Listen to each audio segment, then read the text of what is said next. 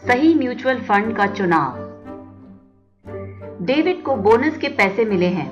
उसे समझ नहीं आ रहा कि उन पैसों को कहां लगाए। सभी की राय है कि अच्छे म्यूचुअल फंड में पैसे निवेश करने में ही समझदारी है। डेविड कई लोगों से सलाह ले रहा है क्योंकि वो निश्चित नहीं कर पा रहा कि किस प्रकार के म्यूचुअल फंड में निवेश करे। आमतौर पर लोग उसी फंड की सिफारिश करते हैं जिसमें उन्होंने खुद निवेश किया हो, पर जो फंड एक निवेशक के लिए उचित हो, संभव है कि किसी दूसरे के काम न आए। म्यूचुअल फंड का चुनाव करते हुए 3 बातों को ध्यान में अवश्य रखें। पहला, आप कितना रिस्क उठा सकते हैं। दूसरा, कितना रिटर्न कमाने की उम्मीद करते हैं। और तीसरा, कितने समय के लिए निवेशित रह सकते हैं। मार्केट में उपलब्ध म्यूचुअल फंड को 3 श्रेणियों में बांटा जा सकता है। लिक्विड फंड, जिसमें निवेशक अल्प समय के लिए पैसे रखते हैं। डेट फंड, जिनसे नियमित कमाई की अपेक्षा होती है। इक्विटी फंड, जो निवेशक को कैपिटल एप्रिसिएशन का लाभ देते हैं। लिक्विड फंड से इक्विटी फंड की ओर बढ़ते हुए रिस्क भी बढ़ता रहता है।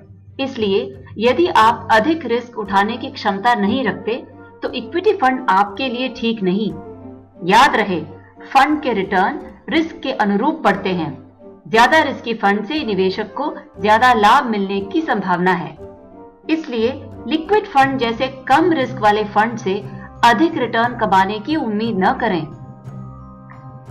निवेशक का टाइम होराइजन, यानी जितने समय के लिए वो फंड में निवेशित रह सकता है, ये अल्प समय या शॉर्ट टर्म, मध्यम या मीडियम टर्म और दीर्घ या लॉन्ग टर्म हो सकता है।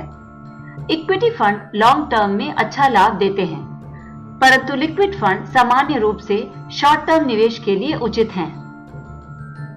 और अब डेविड की समस्या सुलझाएं।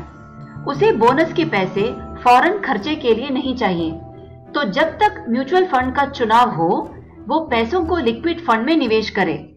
डेविड अभी जवान और रिस्क उठाने के काबिल है, इसलिए इक्विटी फंड में निवेश के बारे में अवश्य सोचें।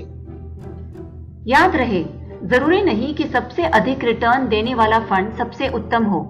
निवेशक वही फंड चुने जो उनके रिस्क लेने की क्षमता और भविष्य के लक्ष्य के दृष्टिकोण से उचित हो।